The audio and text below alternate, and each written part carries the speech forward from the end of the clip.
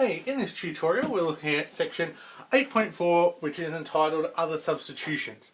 So basically what we have to do is substitutions to eliminate the variable x with u and then integrate. So it's similar to our last tutorial, it's just they get a little bit different, and we do substitutions that aren't always linear things. Okay, so we'll look at some worked examples. So we've got worked example 15. We need to integrate 3x on x squared plus 9 all squared with respect to x.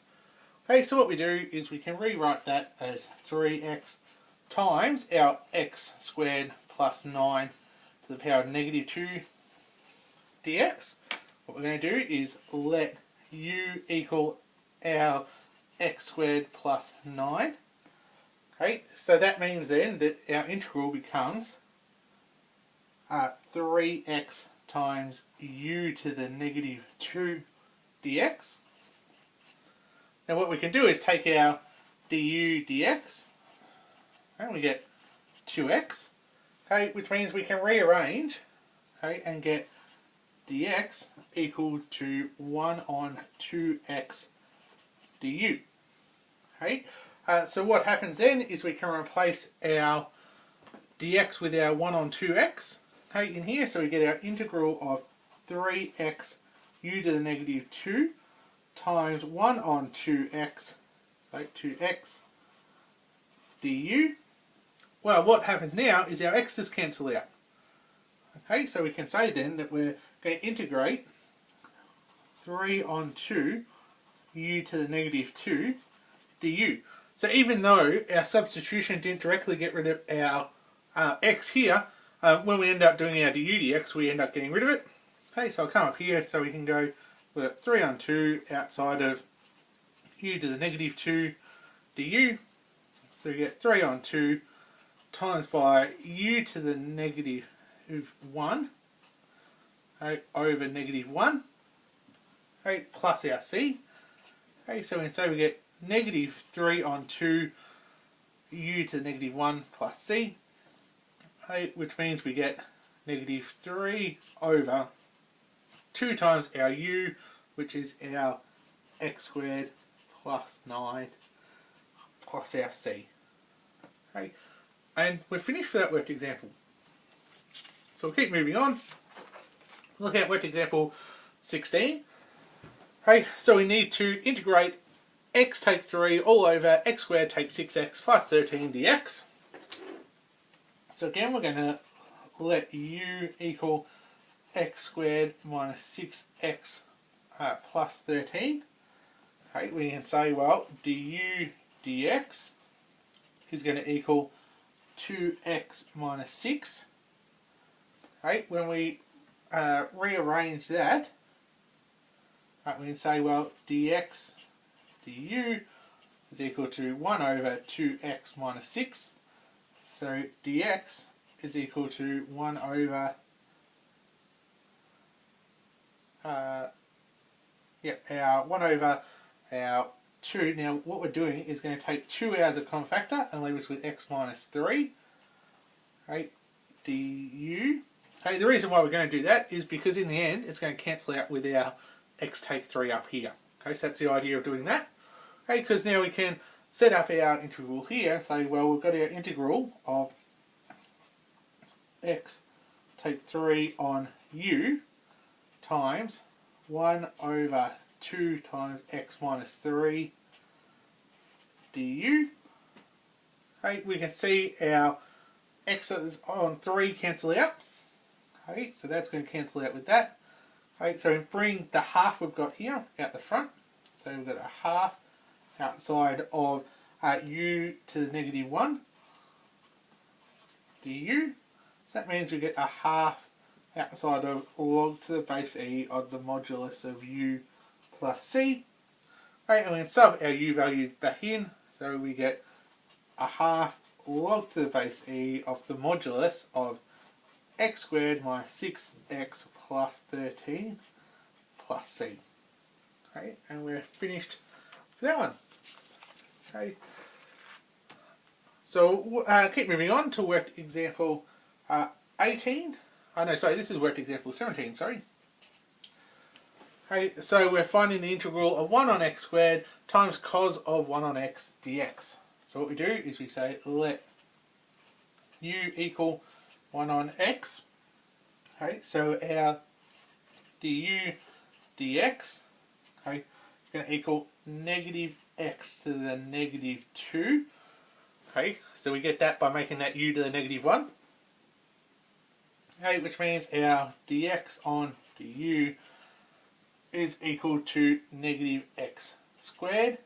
So dx equals negative x squared du.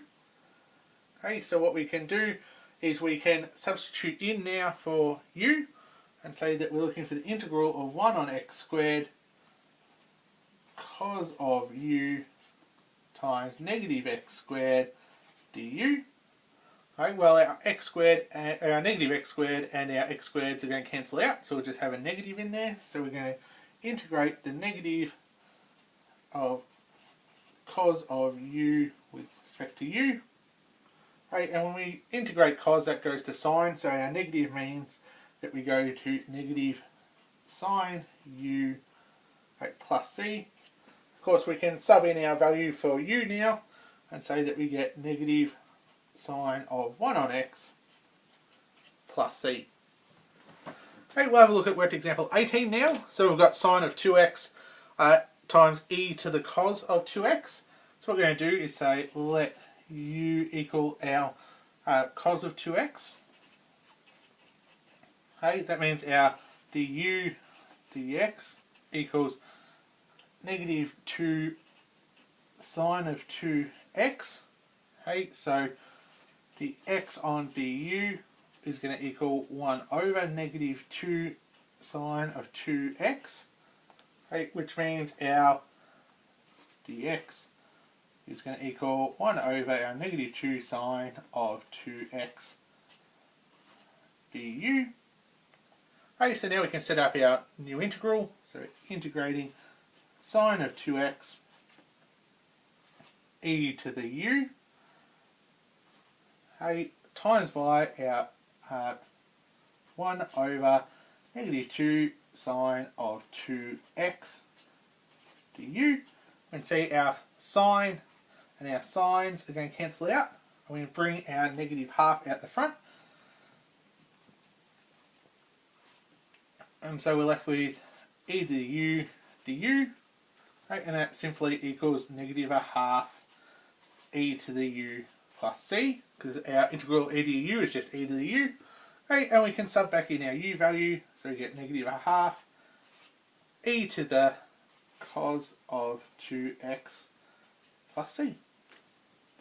Okay, so we've got one last worked example we're going to look at, which is worked example 20. Okay, because there's no reason why we can't make these definite integrals. Okay, so we're going to have a look at this one, and we're going to start off with saying, well, let u equal inverse cos of 2x. Okay, that means that our du dx, okay, is equal to negative 2 over the square root of 1 minus 4x squared. Now that is one of our identities for our derivative of inverse trigonometric function. Sorry. So if you're not sure how we got to that, you'll need to go back and have a bit of a look at that video. Okay, so that means that our dx on du we can write as negative a half times the square root of 1 minus 4x squared. So dx equals negative a half times the square root of 1 minus 4x squared du. Okay.